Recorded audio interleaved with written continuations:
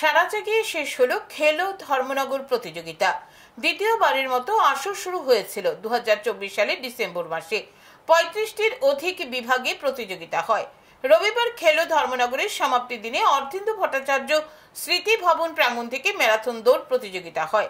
Marathon দৌড়কে কেন্দ্র করে অনুষ্ঠানে উপস্থিত ছিলেন ধর্মনগর পুর পরিষদের চেয়ারপারসন মিতালি রানী দাস সেন, মহকুমা শাসক তথা পুর পরিষদের কার্যনির্বাহী আধিকারিক সজল দেবনাথ, ডিসিএম তথা সহকারী কার্যনির্বাহী আধিকারিক অমর চাঁদ বিশ্বাস, জেলা ক্রীড়া দপ্তরের অধিকর্তা বিভা বসু গোস্বামী সহ অন্যান্যরা।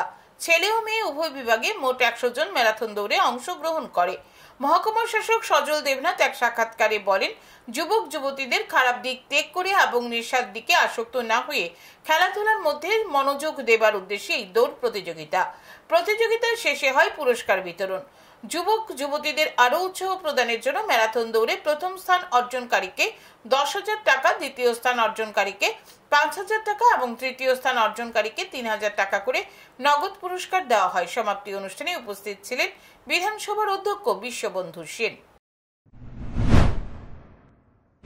যারা যারা এর জন্য অক্লান্তভাবে পরিশ্রম করে গেছেন, এই স্পোর্টস নর্থ ত্রিপুরা ডিস্ট্রিক্টের স্পোর্টস ডিপার্টমেন্টের আধিকারিকরা এবং ধর্মনগর পুর পরিষদের যে টিম প্লাস বিভিন্ন ব্যক্তি বর্গ সংস্থা, তারা উদার করে তাদের এই খেলো ধর্মনগরকে সাফল্য করার জন্য বিশেষভাবে অনুদান